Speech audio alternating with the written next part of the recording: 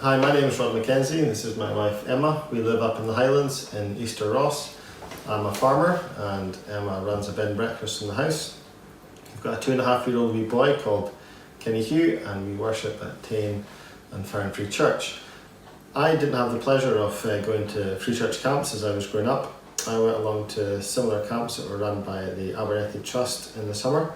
But you went to camps as you were growing up? Yes, my first camp was in 1990 with Kirsty Patterson. I went to some other camps through my teenage years, and I also cooked at a couple of the golf camps that used to be held in the Easter holidays. And the last camp that I was on was in Kincraig with my sister-in-law Ishbel cooking. So we'd like to share with you how we came to cook last year at Oswestry Junior 2. We had a great time there, and Emma will tell you the story. She's better at telling stories than I am.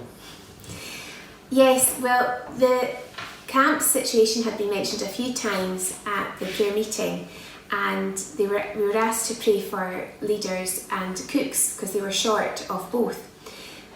We came home and we prayed. We prayed that the Lord would raise up people to go and serve Him, and we prayed that for a few weeks. And we were visiting family and we called in to see Ishbel en route, and she had a question for us, and she said, "I'm just wondering, would you consider cooking at OG2 this summer?" And this was in a couple of months' time, and we thought, oh man, because it was, we thought we've got a wee boy, and how are we going to manage it, and how to think about, how are we going to work it in with the farm, and then also, I also have health concerns. I've got MS, and I was also still feeding Kenny-Hugh. We just thought, how's this all going to work? So we said that we would pray about it. So we came home and we prayed for a couple of weeks. And a few weeks later, Rod was out doing the sheep with Kenny-Hugh on the farm after we came back from church on Sunday, checking to see if they were okay. And a message came through from Ishbel, and I was sitting here at this kitchen table, and it was just simply, have we considered anything? We really still haven't found anybody. So I sat and I prayed, and I asked the Lord to give us wisdom and to give us guidance as to what to do. And also, it sounds silly, but I said to the Lord, if you want us to go, I really need to find my camp cookbook. And this is a book that the camp cooks are given or provided with. It's got a guide for quantities and whatnot. Now, I had been looking for this camp cookbook for quite a while, and I hadn't managed to find it because we needed it to refer to quantities for taking the kids away at our YF group in the church.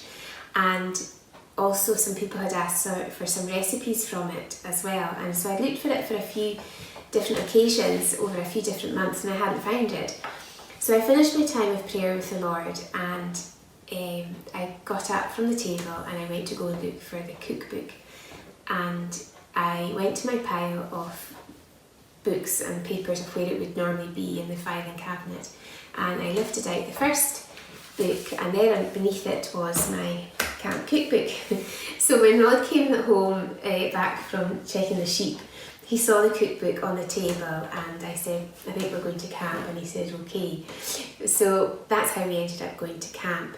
And it was a really good lesson for us, and for me personally, that God was going before us in this all.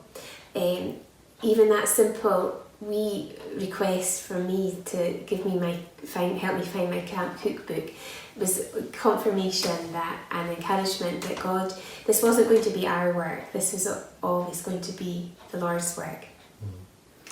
The week of camp itself was fantastic. It was great fun. There was a great bunch of campers along, and there was a great team of leaders to work alongside with. It was quite hard work, but it was very rewarding, especially when you see the campers going up for seconds. That's always good. Kenny-Hugh had a blast at camp as well. He loved playing with the kids and the other leaders there, and he's very much looking forward to his next adventure, and actually he's been honing and practicing his own skills in the kitchen, as you can see.